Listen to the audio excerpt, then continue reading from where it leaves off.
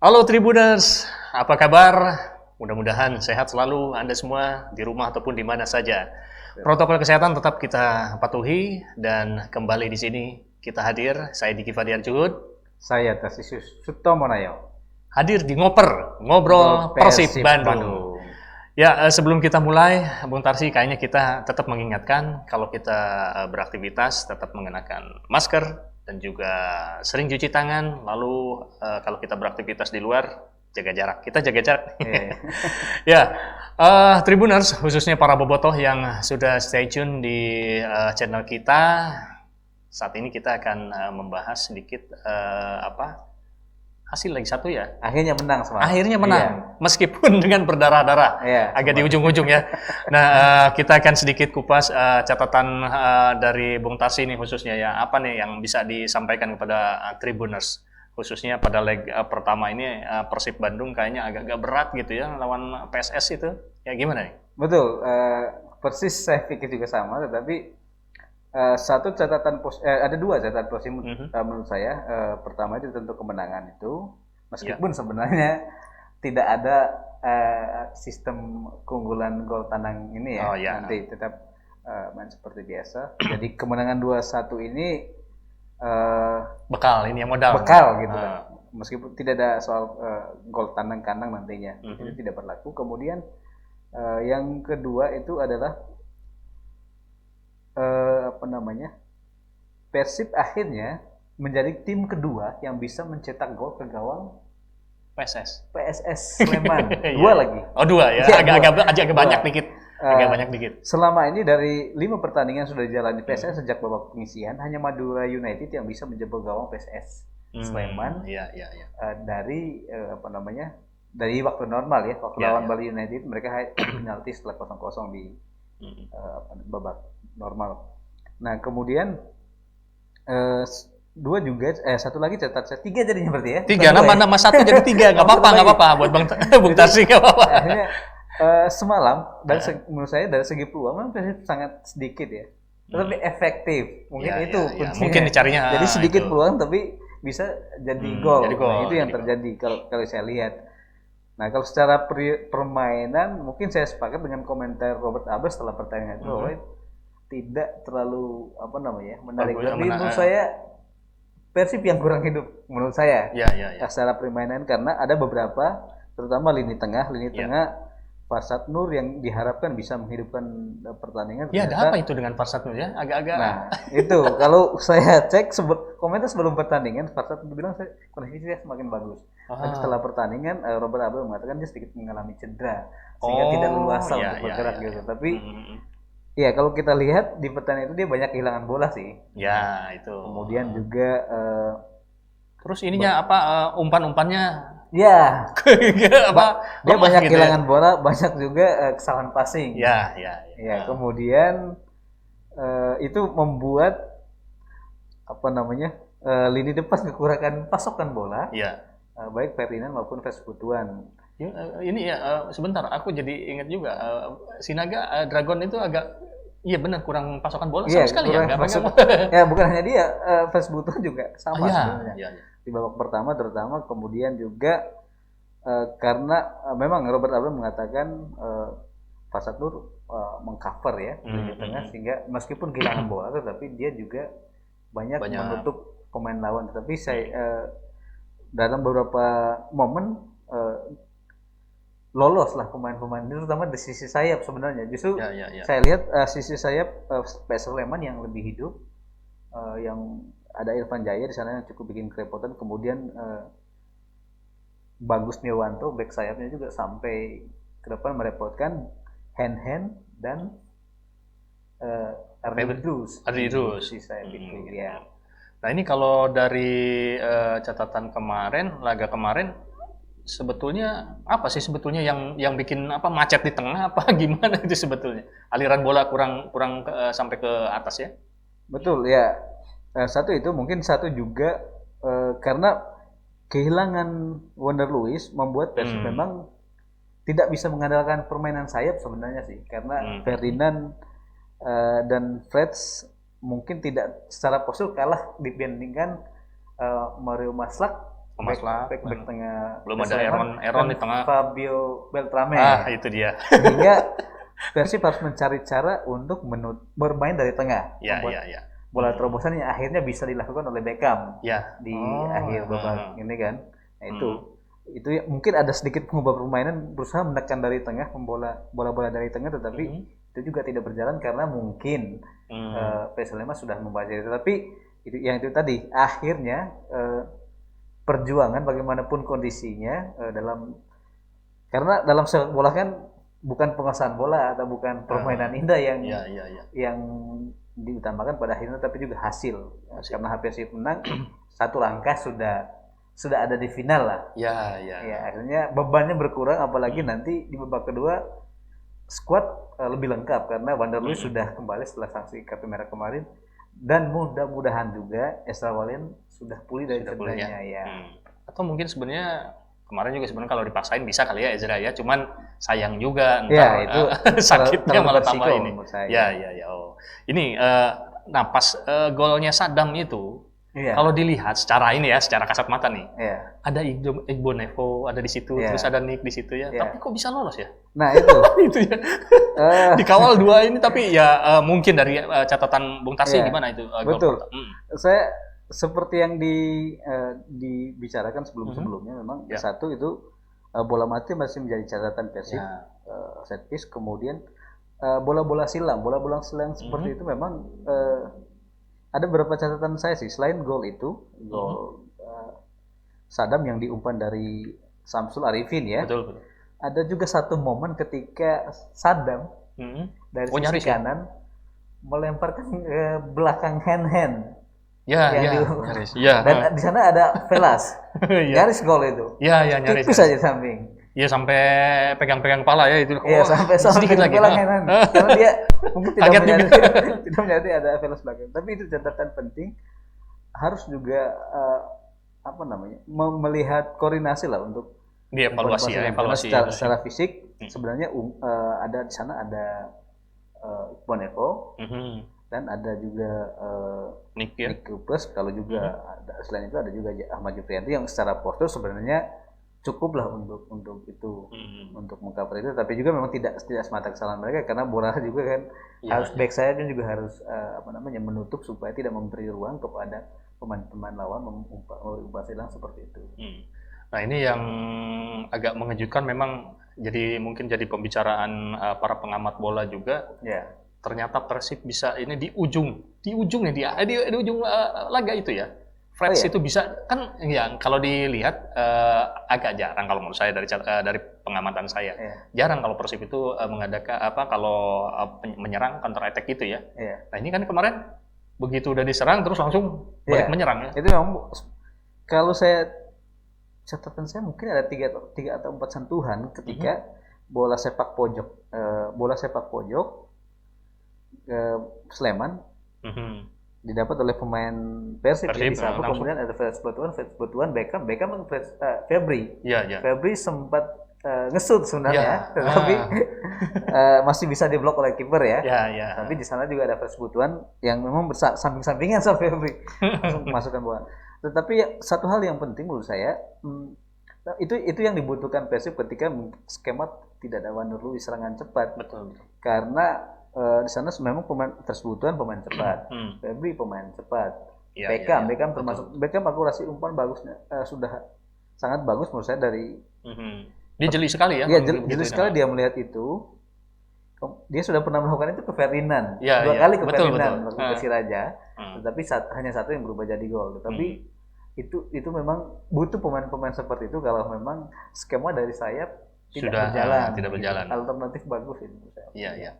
Nah, ini kalau kemarin sebetulnya Robert sudah beradu strategi ya dengan Dejan ya. Karena betul. Dejan sendiri sudah bisa membaca permainan Persib karena pernah melatih itu kali ya. Jadi udah tahu karakter pemain-pemainnya mungkin ya, seperti itu ya. Betul. Nah, ini kalau ada kenapa ada kartu kuning agak cukup banyak juga ya kalau di semifinal, atau memang harus begitu atau gimana, harus agak keras gitu ya?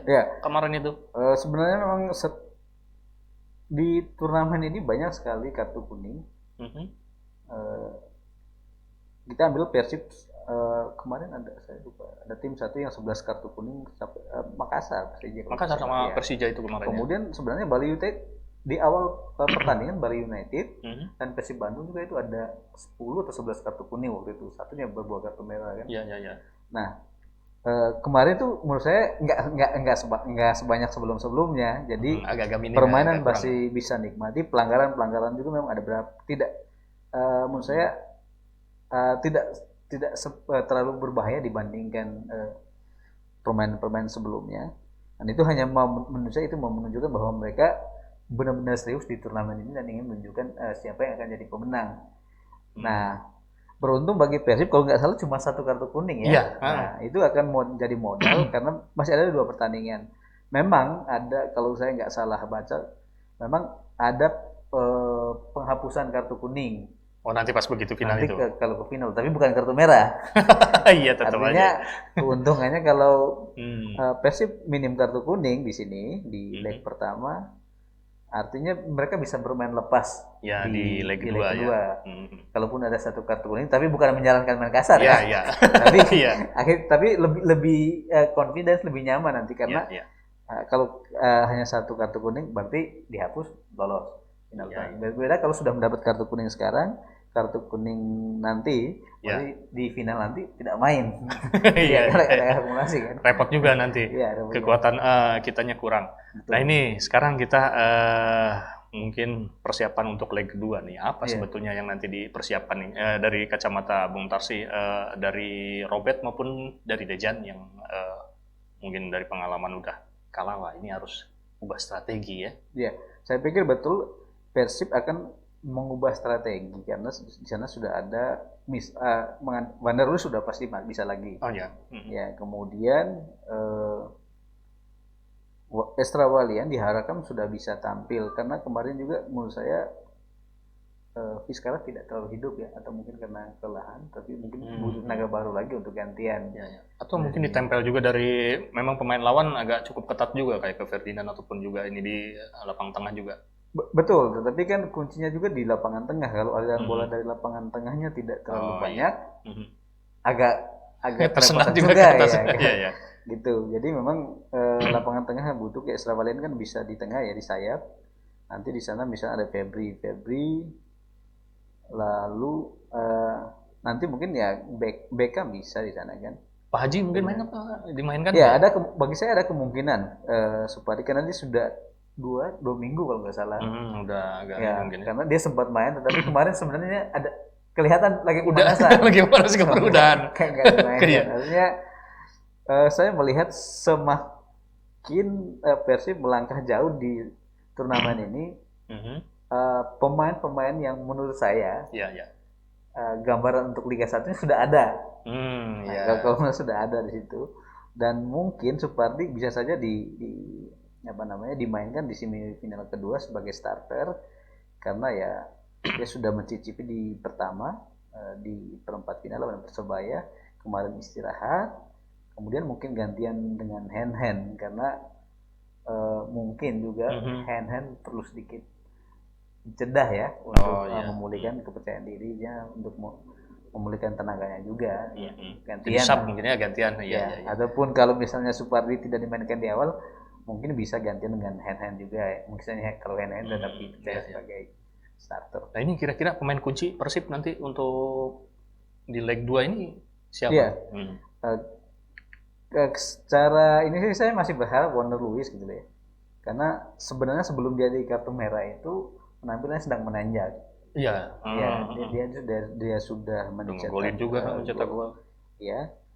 Sudah 2 gol ya kalau nggak salah ya, sudah 2 gol. Kemudian tenaganya dia masih fresh dibandingkan teman-teman yang lain karena dia kan istilahnya kena cedera ya.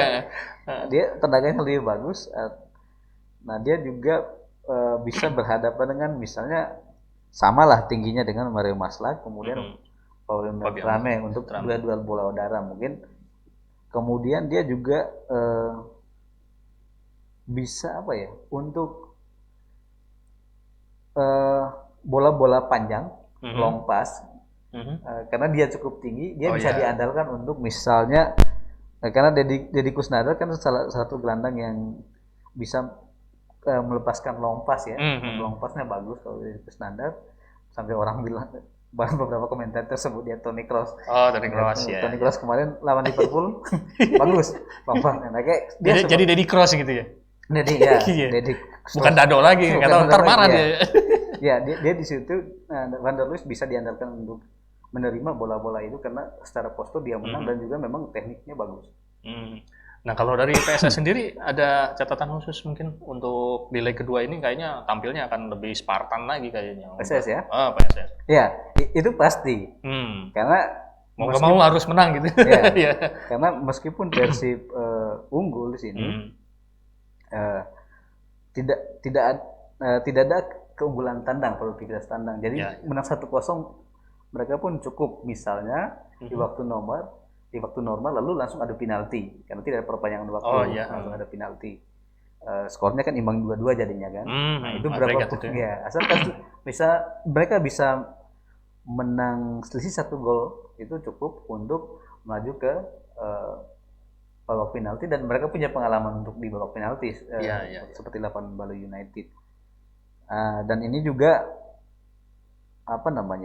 saya pikir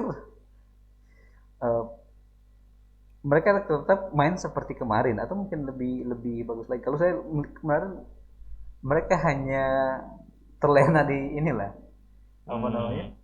terlena di gol terakhir itu kalau menurut saya. Oh itu. Iya, mungkin Irfan Jaya juga harus. Ini Irfan Jaya pasti main lagi kali ya? Iya pasti. Gak mungkin itu pemain termasuk pemainnya sangat merepotkan kemarin. Ya. Dia berapa kali menekuk Adri Idrus ya, dan mereka punya kecepatan yang sama. Harusnya mungkin Persib mengawal secara khusus benar-benar dikuntit itu Irfan Jaya, tapi dia memang ini licin. kiri kanan. Ya.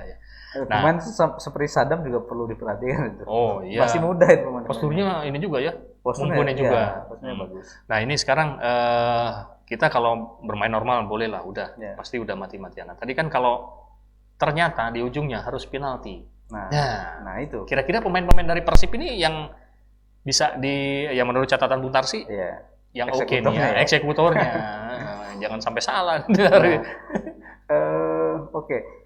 Mungkin ya akhirnya kita kalau melihat situasinya seperti itu tidak lagi Robert Alba tidak berpikir untuk tidak penalti. Bisa aja sih karena unggul ya.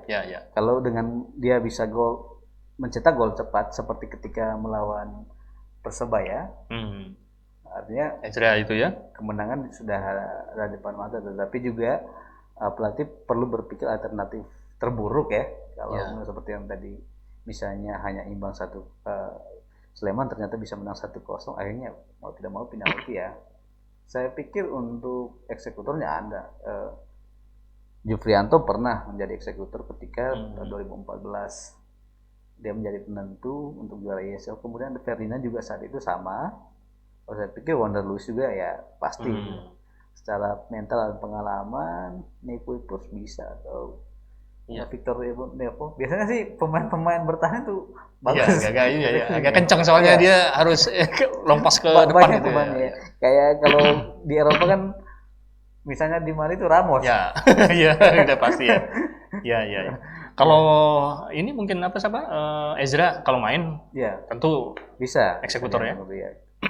Iya. Kalau dari penendang dari PSS mungkin Sadam juga ya. Iya, Sadam bisa jadi Irfan Jaya, kemudian Samsul, Fabio Beltrame. Fabio.